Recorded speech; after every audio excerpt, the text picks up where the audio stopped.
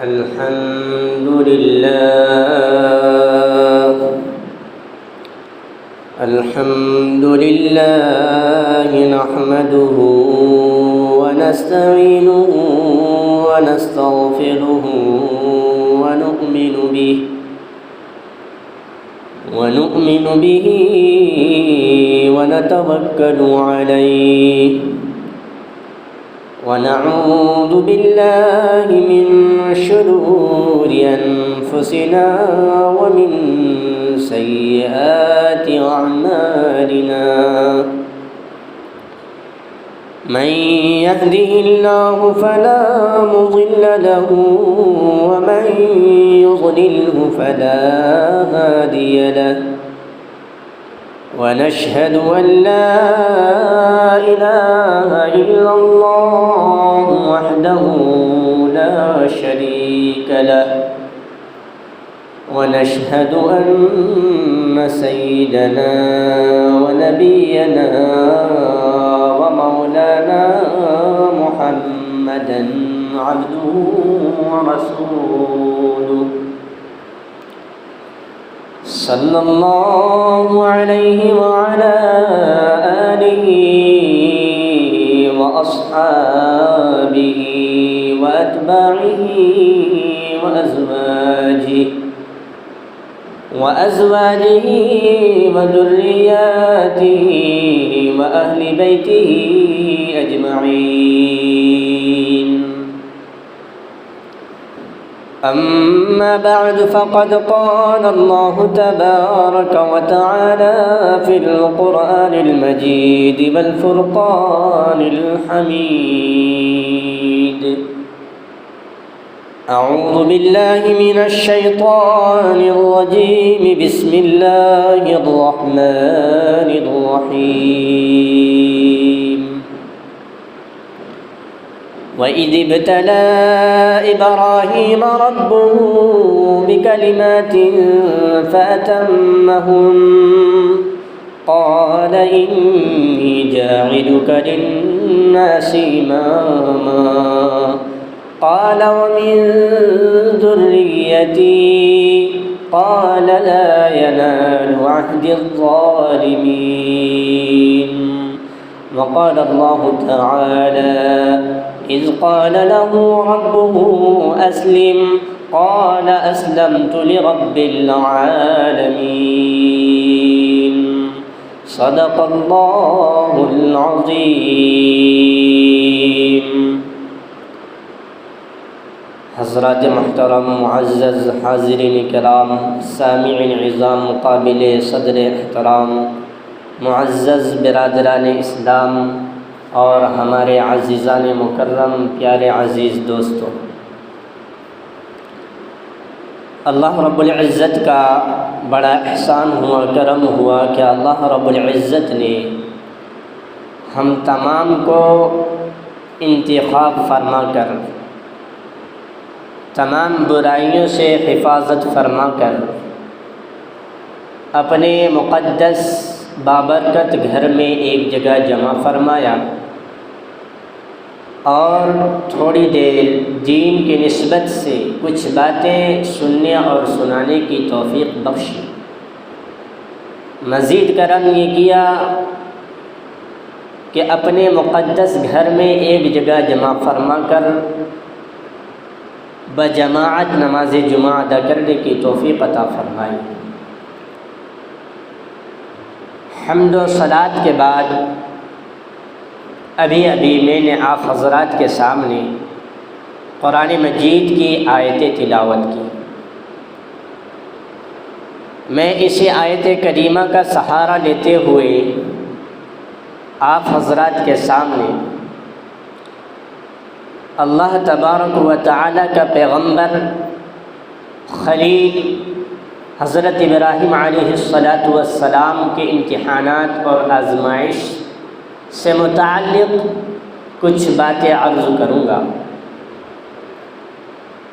میرے محترم، اس سے قبل جمعہ میں آپ حضرات کے سامنے حضرت ابراہیم علیہ السلام کے امتحان سے متعلق باتیں عرض کیا گیا تھا، لیکن کچھ باتیں ناقص رہ گئی تھی، اور اس سے پہلے جمعہ میں یوں بھی کہا تھا کہ میں آپ حضرات کے سامنے حضرت ابراہیم علیہ السلام کے جو 4 بڑے بڑے امتحانات ہیں وہ آپ حضرات کے سامنے عرض کروں گا، لیکن وقت کی قلت کی وجہ سے میں عرض نہیں کر پایا۔ میں اسی کو آج آپ حضرات کے سامنے وقت کے حالات کو دیکھتے ہوئے میں عرض کروں گا۔ چونکہ میرے محترم آپ کو معلوم ہے کہ یہ مہینہ حج کا مہینہ چل رہا ہے، اور اس مہینے کی فضیلت اس وجہ سے بڑھ جاتی ہے کہ اس مہینے میں اللہ تبارک و تعالیٰ کا وہ مقدس گھر جسے ہم کعبۃ اللہ کے نام سے جانتے ہیں، اس کی زیارت کی جاتی ہے۔ اللہ تبارک و تعالیٰ نے جو اپنے بندوں پر فرض فرمایا، یعنی حج کو فرض فرمایا، اسی مہینے میں وہ حج ادا کیا جاتا ہے، وہ فرضیت ادا کی جاتی ہے۔ اس لیے اس مہینے کی فضیلت بڑھ جاتی ہے، اور مزید کہ اس مہینے کی فضیلت اس وجہ سے بڑھ جاتی ہے کہ اس مہینے میں حضرت ابراہیم علیہ السلام کا وہ طریقہ، وہ سنت اور وہ امتحان جو اللہ تبارک و تعالیٰ نے لیا ہے، اس وجہ سے اس مہینے کی فضیلت بڑھ جاتی ہے، مقام بڑھ جاتا ہے۔ میرے محترم، اور اللہ تبارک و تعالیٰ نے حضرت ابراہیم علیہ السلام کا کئی جگہ ذکر فرمایا ہے۔ میں انہی احوال کے روشنی میں حضرت ابراہیم علیہ السلام کے امتحانات کو عرض کروں گا۔ دعا فرمائیں کہ اللہ تبارک و تعالیٰ قرآن و احادیث کے روشنی میں صحیح اور درست بات کہہ سکنے کی توفیق عطا فرمائے، اور کہی سنی باتوں پر عمل کرنے کی بھی توفیق عطا فرمائے۔ میرے محترم بزرگ دوستو، اللہ تبارک و تعالیٰ نے تمام انبیاء علیہ السلام سے بے شمار امتحانات لیے۔ تمام انبیاء علیہ السلام کو آزمائشوں میں ڈالا گیا۔ کیا وجہ تھی؟ امتحان لینے کا کیا وجہ تھا؟ ان کا مقصد یہ تھا کہ حضرت ابراہیم علیہ السلام اور تمام انبیاء علیہ السلام سے امتحان لینا، ان کی کامیابی، ان کی آزمائش، یہ لوگوں کے لیے ایک رہنمائی بن جائے، نمونہ بنے لوگوں کے لیے۔ نیز امتحانات کے ذریعے حضرت انبیاء علیہ السلام کے درجات بڑھا دیے جاتے ہیں۔ یہ اس لیے لیا گیا کہ لوگوں کے لیے ایک نمونہ بنے کہ حضرت ابراہیم علیہ السلام اور تمام انبیاء علیہ السلام کے جو واقعات ہیں، معجزات ہیں، لوگوں کے سامنے آئے، صحابہ کے واقعات لوگوں کے سامنے آ جائے، اولیاء اور صوفیاء کرام اور علماء کرام اور اکابرین، ان کے واقعات، ان کے کرامات لوگوں کے سامنے آ جائے، تاکہ لوگوں کو ایک درس حاصل ہو، ایک سبق مل جائے کہ وہ زندگی کس طرح گزاریں۔ اگر لوگوں کے ساتھ امتحانات ہوتے ہیں، پریشانی میں مبتلا ہو جاتے ہیں، تو وہ کس طرح صبر و تحمل سے وہ کام لیں۔ جس طرح انبیاء علیہ السلام کے ساتھ پریشانیاں آئیں، انہوں نے آزمائش کو مکمل کیا، کامیاب ہو گئے، ان کے واقعات، ان کے معجزات ہمارے سامنے آئیں گے، تو ہم بھی انہی کے طرح، ان کے مثل، ان کے نقش قدم پر چلتے ہوئے ہم بھی صبر و تحمل سے کام لینے والے ہو جائیں، تاکہ ہم بھی کامیاب ہو جائیں۔ اس لیے یہ چیزیں ہمارے سامنے رکھی جاتی ہیں۔ خیر میرے محترم، میں آپ حضرات کے سامنے حضرت ابراہیم علیہ السلام کے امتحانات ذکر کرتا چلوں کہ اللہ تبارک و تعالیٰ کی طرف سے حضرت ابراہیم علیہ السلام پر 4 بڑے بڑے امتحانات ہوئے۔ حضرت ابراہیم علیہ السلام اللہ تبارک و تعالیٰ کے جلیل القدر پیغمبر ہیں۔ انہوں نے 4 بڑے بڑے امتحانات دیے اور 4 پرچوں میں کامیاب ہو گئے۔ یعنی اللہ تبارک و تعالیٰ نے جب امتحان لیے ان سے حضرت ابراہیم علیہ السلام سے، تو حضرت ابراہیم علیہ السلام ہر پرچے میں اعلیٰ سے اعلیٰ نمبر لائے اور فرسٹ ڈویژن حاصل کیے، کامیاب ہو گئے۔ اور جب حضرت ابراہیم علیہ السلام امتحان میں کامیاب ہو گئے تو پھر انعام لینے کی باری آئی۔ حضرت ابراہیم علیہ السلام امتحان میں کامیابی حاصل کرنے کے بعد، 4 پرچوں کو مکمل کرنے کے بعد انعام حاصل کیے، اور جو انعام حاصل کیے ہیں اللہ تبارک و تعالیٰ سے حضرت ابراہیم علیہ السلام، وہ انعام نرالا تھا، وہ انعام بھی اعلیٰ تھا، وہ انعام بھی افضل تھا۔ آج ہمارے ملکوں میں، ہمارے بستیوں میں، ہمارے قریوں میں، ہمارے علاقوں میں جب کوئی طلبہ یا طالبات، چاہے وہ اسکولوں میں پڑھنے والا ہو، چاہے وہ مدرسوں میں پڑھنے والا ہو، چاہے کوئی بھی فرد ہو، چاہے وہ کسی طریقے کا امتحان دینے والا ہو، وہ امتحان دیتا ہے اور جب کامیاب ہو جاتا ہے تو پھر وہ انعام حاصل کرتا ہے۔ اور وہ انعام کیا حاصل کرتا ہے میرے محترم؟ وہ انعام زیادہ سے زیادہ روپیہ، پیسہ، سونا، چاندی وغیرہ وغیرہ وہ انعام میں حاصل کر لیتا ہے۔ لیکن جب حضرت ابراہیم علیہ السلام کی باری آئی انعام حاصل کرنے کا، اب جب انعام حاصل کر رہے ہیں اللہ تبارک و تعالیٰ سے، تو پھر وہ انعام نرالا تھا، وہ انعام بھی اعلیٰ تھا، وہ انعام بھی افضل تھا۔ اور جو حضرت ابراہیم علیہ السلام نے انعام حاصل کیے اور جو گولڈ میڈل حاصل کیے ہیں، وہ انعام کا اور اس گولڈ میڈل کا نام جناب محمد رسول اللہ صلی اللہ علیہ وسلم ہے۔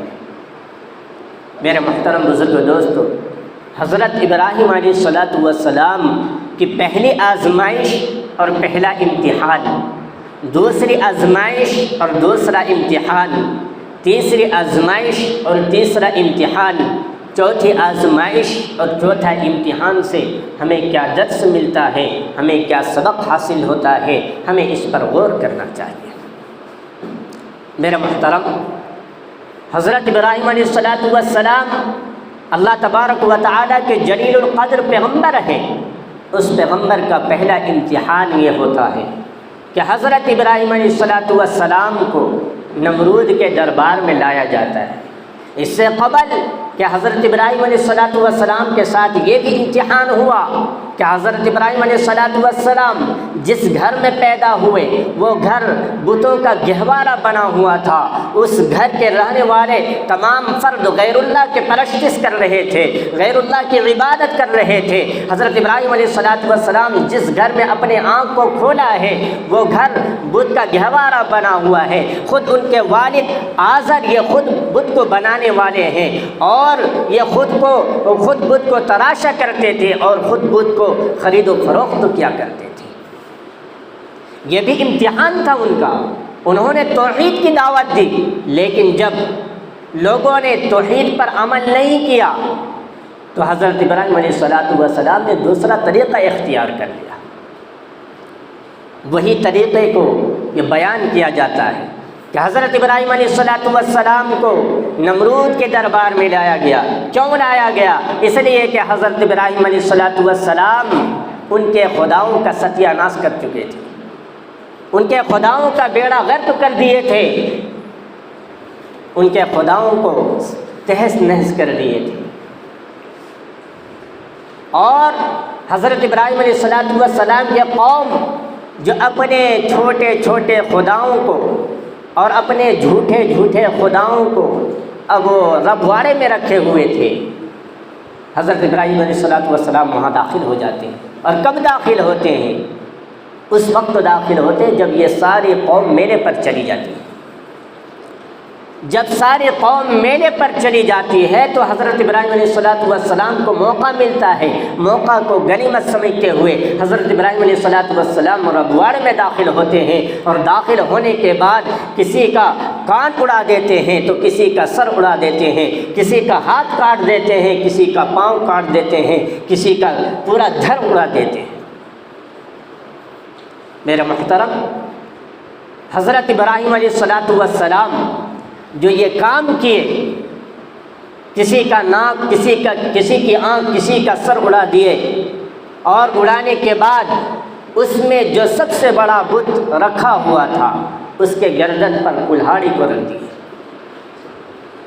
یہ ادا، یہ طریقہ، یہ سلیقہ اللہ تبارک و تعالیٰ کو اتنا پسند آیا، اتنا پسند آیا کہ اللہ تبارک و تعالیٰ نے ان تمام چیزوں کو قرآن مقدس میں ذکر فرما دیا کہ حضرت ابراہیم علیہ السلام ان کے ربواڑے میں کس طرح داخل ہوئے، اور داخل ہونے کے بعد ان بتوں کے ساتھ کیا کیے، اور پھر جب یہ عمل کر لیے اس کے بعد ان کے قوم نے حضرت ابراہیم علیہ السلام کے ساتھ کیا سلوک کی، ان تمام کو اللہ تبارک و تعالیٰ نے ذکر فرما دیا۔ مختصر میں عرض کرتا چلوں کہ جب حضرت ابراہیم علیہ السلام یہ تمام کام کر چکے، اور جب ساری قوم میلے سے واپس آئی، جب ربواڑے میں داخل ہوتی ہے تو دیکھتی ہے کہ بتوں کے ساتھ یہ حرکت ہو چکا ہے، کسی کی ناک اور کسی کی آنکھ، یعنی تمام کے تمام کا ستیہ ناش ہو چکا ہے۔ لوگ تعجب کرتے ہیں، اور یہ بات نمرود تک پہنچائی جاتی ہے، نمرود تفتیش کرتا ہے کہ یہ حرکت کس نے کی۔ اس کے بعد لوگ کہتے ہیں قالوا سمعنا فتى يذكرهم يقال له ابراہیم، ہم نے سنا ہے، ہم نے لوگوں سے سنا ہے کہ ایک نوجوان ہے جس کا نام ابراہیم ہے، شاید کہ انہی نے یہ حرکت کی ہے۔ نمرود بلاوا بھیجتا ہے کہ جاؤ ابراہیم کو میرے دربار میں لے کر آؤ۔ حضرت ابراہیم علیہ السلام کو نمرود کے دربار میں لایا جاتا ہے۔ اس سے پہلے میں محترم میں عرض کر دوں کہ قرآن نے لفظ فتن ذکر کیا، قالوا سمعنا فتى يذكرهم يقال له ابراہیم۔ فتن کہتے ہیں نوجوان کو، اور حضرت ابراہیم علیہ السلام اس وقت تو نوجوان تھے۔ علماء نے، مفسر کرام نے ایک نقطہ لکھا لفظ فتن سے، قرآن اس طرف اشارہ کرتا ہے کہ جو نوجوان ہوتا ہے، جس کے اندر جوانی بھری ہوتی ہے، اس کے اندر یہ اللہ تبارک و تعالیٰ نے صلاحیت ودیعت فرماتی ہے کہ وہ نوجوان وہ باطل کے ساتھ مقابلہ کر سکے، وہ غیر ایمان والوں کے ساتھ مقابلہ کر سکے، وہ توحید کی دعوت دے سکے۔ یہ مفسرین کرام نے نقطہ بیان کیا۔ لیکن آج ہمارے نوجوان یہ صلاحیت رہنے کے باوجود بھی ہماری زبان بند ہو جاتی ہے، ایک دوسرے کو جو صحیح غلط راستے پر چل رہا ہوتا ہے اسے رہنمائی کرنے بھی سکوت اختیار کر لیتے ہیں، جو شریعت کے خلاف چل رہا ہوتا ہے اسے صحیح رہنمائی قرآن و حدیث کے روشنی میں طریقہ بتلانے میں بھی سکوت اختیار کر لیتے ہیں۔ حضرت ابراہیم علیہ السلام ان کے سامنے شریعت کے خلاف کام کیا جا رہا، اللہ کے علاوہ کسی کی پرستش کی جا رہی ہے، حضرت ابراہیم علیہ السلام نے ڈنکے کے چوٹ پر دعوت دی، توحید کی دعوت دی۔ خیر میرے محترم میں عرض کر رہا تھا کہ حضرت ابراہیم علیہ السلام کو نمرود کے دربار میں لایا گیا، تو وہ نمرود یہ پوچھنے لگا کہ ابراہیم بتا کہ یہ حرکت کس نے کی ہے۔ حضرت ابراہیم علیہ السلام یہ پیغمبر ہیں، اللہ کے جلیل القدر پیغمبر ہیں، اللہ کے خلیل ہیں، اللہ کے دوست ہیں۔ جواب میں کیا ارشاد فرماتے ہیں؟ جواب میں یہ نہیں کہتے، جھوٹ نہیں بولتے، اور انبیاء علیہ السلام کبھی نعوذ باللہ جھوٹ نہیں بولا کرتے۔ حضرت ابراہیم علیہ السلام کہہ رہے ہیں، کیا کہہ رہے ہیں؟ جواب میں یہ نہیں کہے کہ ہم نے کیا ہے۔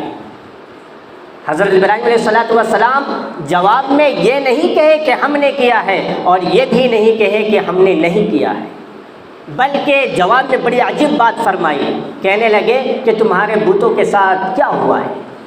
ارے تمہارے بتوں کو کیا کیا گیا؟ کس نے ستیہ ناش کیا ہے؟ نمرود کہتا ہے کہ ابراہیم تجھے پتہ نہیں کہ میرے بتوں کو ستیہ ناش کر دیا گیا ہے، کسی کی کان اڑا دی گئی، کسی کی آنکھ نہیں ہے، کسی کا دھڑ اڑا دیا گیا، کسی کا سر اڑا دیا گیا، مکمل برباد کر دیا گیا ہے۔ حضرت ابراہیم علیہ السلام کہنے لگتے ہیں کیا تم یہ کہنا چاہتے ہو کہ میں نے کیا ہے؟ نمرود یہ ہکا بکا ہو جاتا ہے۔ حضرت ابراہیم علیہ السلام کہنے لگتے ہیں ارے تم اپنے بڑے بت کو دیکھتے کیوں نہیں ہو؟ دیکھو اس کے گردن پر کلہاڑی رکھی ہوئی ہے، تم اسی سے پوچھ لو۔ اور ظاہر سے بات ہے جس کے ہاتھ میں آلہ قتل ہوتا ہے، قتل کرنے کا ہتھیار جس کے ہاتھ میں ہوتا ہے وہی قاتل ہوتا ہے۔ تو تمہارے بڑے بت کے اوپر یہ کلہاڑی رکھی ہوئی ہے، اس نے یہ حرکت کی ہے۔ یہ بات کہہ کر حضرت ابراہیم علیہ السلام جو یہ بات کہہ رہے ہیں، ان باتوں سے یہ نمرود کی دماغ کی کھڑکی کھولنا مقصود تھا، اس کی دماغ کی بتی جلانا مقصود تھا۔ اس کی دماغ بند ہو چکا تھا، اس کی عقل کام نہیں کر رہی تھی، حق کیا ہے اور باطل کیا ہے اس کی تمیز اس کے دماغ میں نہیں تھا۔ حضرت ابراہیم علیہ السلام یہ بات کہتے ہیں تو نمرود کہتا ہے کہ ابراہیم تجھے معلوم نہیں ہے کہ یہ جب اس کے بدن پر ایک مکھی بھی بیٹھ جائے تو اس کے اڑانے کی صلاحیت نہیں رکھتا، یہ تو بات کرنے کی صلاحیت نہیں رکھتا، اس کے اندر یہ طاقت نہیں ہے کہ کسی کو نفع اور نقصان پہنچا سکے۔ حضرت ابراہیم علیہ السلام کو پھر موقع ملتا ہے، پھر وہ توحید کی دعوت دیتے ہیں اور کہتے ہیں کہ نمرود تجھے معلوم ہے کہ یہ بت جب اس کے بدن پر مکھی بیٹھ جائے تو ہٹا نہیں سکتا، کسی کو نفع نقصان پہنچا نہیں سکتا، تو پھر یہ تمہارا خدا کیسے ہو سکتا ہے؟ تمہارا یہ رب کیسے ہو سکتا ہے؟ تمہارا یہ مشکل کشا کیسے ہو سکتا ہے؟ ارے تمہارا رب تو وہ ہے جو میرا رب ہے، تمہارا رب تو وہ ہے جو ہمارا رب ہے، تمہارا رب تو وہ ہے جس کے قبضے قدرت میں یہ تمام جہان ہے۔ ہاں تمہارا رب تو وہ ہے جس کے قبضے قدرت میں للہ المشرق والمغرب ہے۔ ہاں چاند سورج تمام انسان و جنات پرند مخلوق تمام کے تمام اس کے قبضے قدرت میں ہے، وہ ہمارا بھی رب ہے اور تمہارا بھی رب ہے۔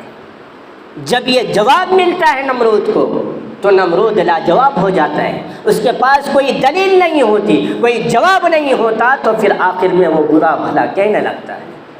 اور اسی طرح وہ لوگ کرتے ہیں جو کفر مشرکین اور کافر ہوتے ہیں، جب اس کی دلیل نہیں بنتی تو آخر میں وہ گالی گلوچ سے بات کرنے لگتے ہیں۔ نمرود برا بھلا کہنے لگا اور اپنے درباریوں کو حکم دیا کہ جاؤ آگ جلا دو اور ابراہیم کو آگ میں ڈال دو۔ نمرود حکم دیا اور تمام درباری لکڑی کو جمع کیا۔ کتابوں میں آتا ہے میرے محترم کہ 40 میل لمبی چوڑی زمین پر آگ سلگائی گئی۔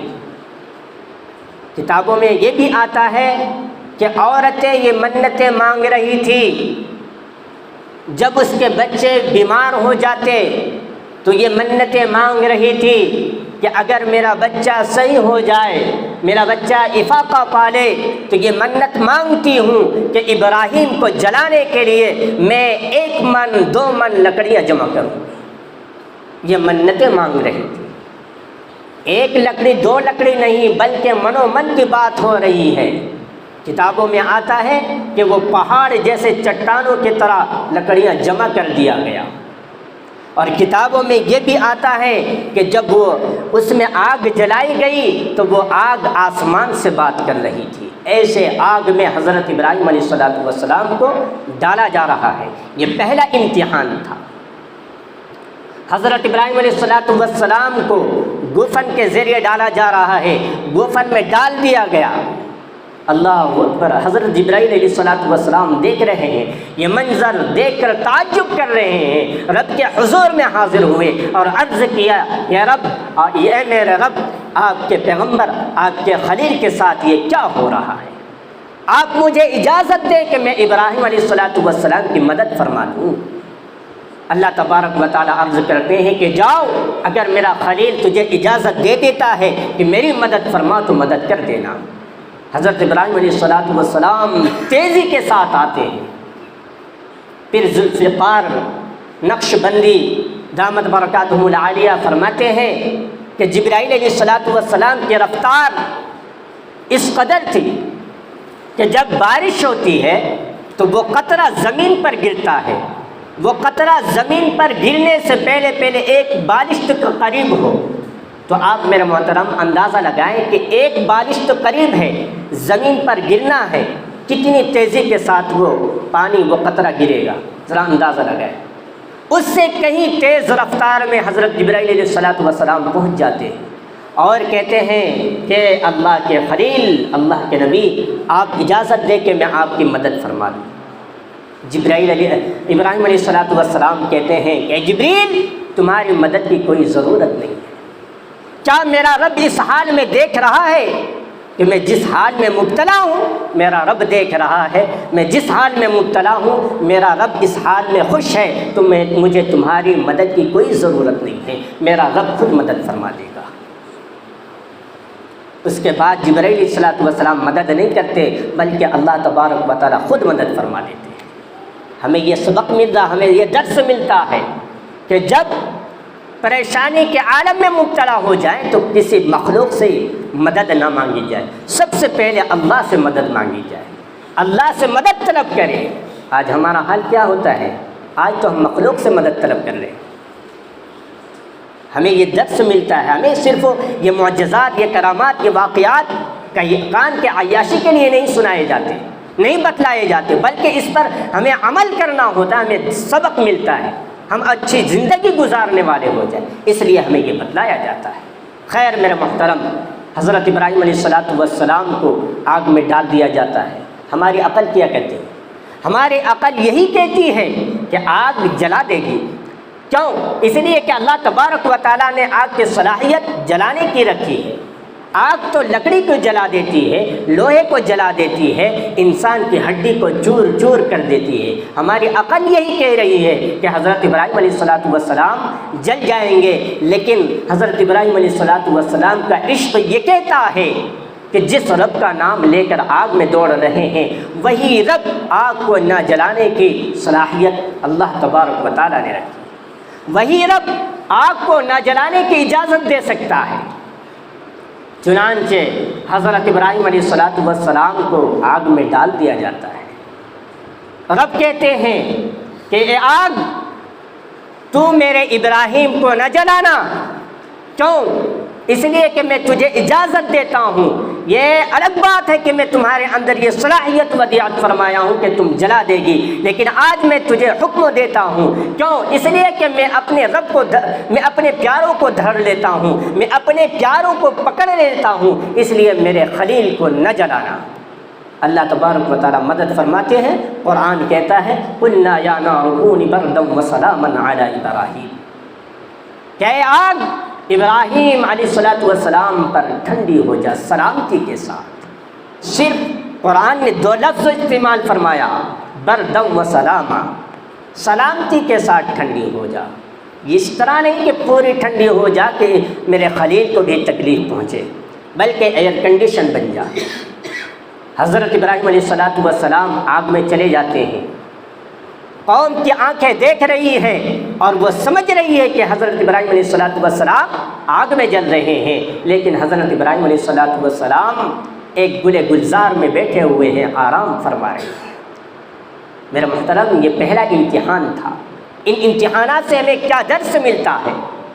سب سے پہلا درس ہمیں ملا تو یہ ملا کہ جو حضرت ابراہیم علیہ السلام کام کیے ہیں وہ کسی کے دکھلاوے کے لیے نہیں کیے، ریاکاری کے لیے نہیں کیے، بلکہ وہ کیے ہیں تو اللہ کی رضا حاصل کرنے کے لیے کیے، اللہ کی رضا طلب کرنے کے لیے کیے ہیں، اللہ کے لیے کیے ہیں۔ آج ہم عمل کرتے ہیں میرے محترم، ذرا ہم اپنے گریبان میں جھانک کر دیکھیں، کیا ہم وہ عمل اللہ کے لیے کرتے ہیں یا پھر ہم دکھلاوے کے لیے کرتے ہیں؟ آج ہمارا عمل، ہماری عبادت ریاکاری میں جا رہا ہے، ہم دکھلاوے کے لیے کر رہے ہیں، ہم شور شرابہ کرتے ہیں، ہم نے یہ کیا، ہم نے وہ کیا۔ حضرت ابراہیم علیہ السلام جو کام کیے ہیں وہ اللہ کے لیے کیے ہیں، اور ہم جو آئندہ جو دن آنے والا ہے، جو قربانی کا دن آنے والا ہے، اس میں بھی جو ہم عمل کریں گے وہ صرف اور صرف اللہ کی رضا کے لیے کرنا ہے، ہمیں دکھلاوے کے لیے نہیں کرنا۔ حتیٰ کہ آج ہمارے حالات یہ ہو چکے ہیں، ایک دوسرے سے دشمنی ہو گئی، ایک دوسرے سے بات بند ہو گئی، جبکہ کہا گیا کہ ایک دوسرے سے 3 دن سے زائد قطع تعلق رکھنا یہ حرام ہے۔ آج اس پر غور نہیں کرتے، ایک دوسرے سے بات بند ہو گئی، دشمنی ہو گئی تو کہتے ہیں کہ فلاں صاحب جس سے بات بند ہے وہ فلاں مجلس میں بیٹھا ہوا ہے، میں نہیں جاؤں گا، فلاں چوک پہ بیٹھا ہوا ہے، میں نہیں جاؤں گا۔ کیوں؟ ہماری دشمنی ہے۔ جبکہ کتابوں میں آتا ہے کہ جب کسی سے دشمنی کی جائے تو وہ صرف اللہ کے لیے کی جائے، اور جب کسی سے دوستی کی جائے تو وہ صرف اللہ کے لیے دوستی کی جائے۔ حتیٰ کہ لوگوں کے اندر یہ بھی آ چکا ہے کہ فلاں صاحب جس سے بات بند ہے وہ مسجد میں بیٹھا ہوا ہے، وہ نماز پڑھنے آ رہا ہے، میں مسجد نہیں جاؤں گا۔ یہاں تک بات آ، ہماری عقل کیا کہتی ہے میرے محترم؟ پہلی بات کہ لوگوں سے نفرت تو نہیں کرنی چاہیے، نفرت اگر کرنی ہو صرف اللہ کے لیے کرے، دوستی اللہ کے لیے کرے۔ اگر بالفرض اگر نفرت کر لی، بات بند کر لی ہے تو لوگوں کا مسئلہ ہے، وہاں حل کر لیا جائے۔ مسجد سے ہماری کیا نفرت؟ مسجد سے ہماری کیا نفرت؟ آج ہم مسجد سے دور ہو رہے ہیں، فلاں صاحب مسجد میں نماز پڑھنے ہم نہیں جائیں گے، یہ ہماری عقل بند ہو چکی ہے۔ جبکہ حدیث میں یہ کہا جا رہا ہے کہ جو لوگ مسجدوں میں آتے جاتے ہیں، مسجدوں سے تعلق رکھتے ہیں، اس کے ایمان کی گواہی دے دو۔ آج ہمارے ایمان کا خطرہ ہے کہ آج ہم مسجدوں سے دور ہو رہے ہیں۔ اپنے ایمان کو سنبھالو، اس پر غور کریں میرے محترم۔ جو بھی عمل کیا جائے، جو بھی عمل کیا جائے، جو بھی عبادت کی جائے، کسی سے دشمنی کی جائے، کسی سے نفرت کی جائے، کسی سے دوستی کی جائے تو صرف اور صرف اللہ کے لیے۔ اور آخر بات میں عرض کرتا چلوں کہ آخر میں جو بات میں نے کہا کہ حضرت ابراہیم علیہ السلام آگ میں چھلانگ لگا دیے، آگ میں دوڑ گئے، ایک اشارہ ہوا رب کا، حضرت ابراہیم علیہ السلام آگ میں چلے گئے، ہر لوگ جانتے ہیں۔ لیکن میرے محترم ہماری عقل یہ کام کیوں نہیں کرتی کہ جس رب نے حضرت ابراہیم علیہ السلام کو ایک اشارہ کیا تو وہ آگ میں چلے گئے۔ اگر آگ کے یہ اللہ تبارک و تعالیٰ یہ نہیں کہتے کہ تم میرے خلیل کو نہ جلانا تو آگ جلا دیتی، حضرت ابراہیم علیہ السلام کی زندگی ختم ہو جاتی۔ دنیا کا بادشاہ جب کسی کو یہ حکم دیتا ہے کہ اس بندے کو آگ میں ڈال دو تو اس کی زندگی ختم ہو جاتی ہے۔ وہی رب جس نے آگ میں جانے کا اشارہ کیا، حضرت ابراہیم علیہ السلام ایک اشارے پر لبیک کہتے ہوئے آگ میں چلے گئے، وہی رب آج ہمیں 1 مرتبہ نہیں، 2 مرتبہ نہیں، بلکہ رات دن 5 وقت 5 مرتبہ ہمیں یہ حکم دے رہا ہے، اقیم الصلاۃ اقیم الصلاۃ اقیم الصلاۃ، آؤ نماز کی طرف، حی علی الصلاۃ حی علی الفلاح۔ مؤذن کیا کہہ رہا ہے؟ آؤ کامیابی کی طرف۔ ایک اشارہ ہوا، ہمیں یہ سبق مل رہا ہے، ایک اشارہ پر جو زندگی ختم ہونے والی تھی وہ آگ میں کود رہے ہیں۔ ہماری زندگی اس اشارے پر جو اللہ ہمیں یہ کہہ رہے ہیں اقیم الصلاۃ، اس اشارے پر ہماری زندگی ختم نہیں ہوتی بلکہ ہماری زندگی سنورنے والی ہے۔ آج ہم اس حکم پر کتنا لبیک کہہ رہے ہیں۔ آج ہم چوک چوراہے پر بیٹھے ہوئے ہیں، شراب میں مبتلا ہیں۔ حال یہ ہے کہ وہ بندہ جو نشے میں چور ہے، سامنے کتا بھی بیٹھا ہوا ہے، اسے یہ بھی پتہ نہیں کہ ہمارے سامنے کون بیٹھا ہوا ہے۔ اذان ہو رہی ہے، چوک چوراہے پر بیٹھ کر کسی کی غیبت کی جا رہی ہے، کسی کی چغلخوری کی جا رہی ہے۔ اذان ہو رہی ہے، کامیابی کی طرف بلایا جا رہا ہے، آج ہمارا عمل کیا ہو رہا ہے؟ یہ انبیاء علیہ السلام کے واقعات یوں ہی نہیں سنائے جاتے، یوں ہی نہیں بتلائے جاتے، بلکہ ہمارے لیے اس میں درس ہوتا ہے، سبق ہوتا ہے۔ اللہ تبارک و تعالی ہم تمام کو کئی سنی باتوں پر عمل کرنے کی توفیق عطا فرمائے، اور جو بھی عمل کرے خالص اللہ کے لیے کرنے کی توفیق عطا فرمائے۔ اور جو قربان بقرعید کی نماز یہ اعلان کرنا تھا، اچھا ایک اعلان، ایام تشریق ہر مسلمان مرد و عورت پر 1 مرتبہ بلند آواز کے ساتھ پڑھنا فرض ہے۔ ہر نماز، فرض نماز کے بعد 1 مرتبہ بلند آواز کے ساتھ پڑھنا فرض ہے۔ 9ویں ذی الحجہ سے لے کر 13ویں ذی الحجہ تک 9ویں ذی الحجہ کے فجر نماز کے بعد 13ویں ذی الحجہ کے عصر نماز تک ہر مسلمان مرد و عورت پر بلند آواز کے ساتھ پڑھنا فرض ہے۔ البتہ مردوں کے لیے جہراً یعنی بلند آواز کے ساتھ 1 مرتبہ پڑھنا فرض ہے، اور عورت ہو تو اس پر آہستہ 1 مرتبہ پڑھنا، اتنا آہستہ کہ خود سن سکے، اتنا آہستہ 1 مرتبہ پڑھنا فرض ہے۔ اس پر عمل کریں اور نماز کی پابندی بھی کریں تاکہ ایام تشریق بھی ہماری پابندی ہو جائے۔ آخر دعوانا الحمدللہ۔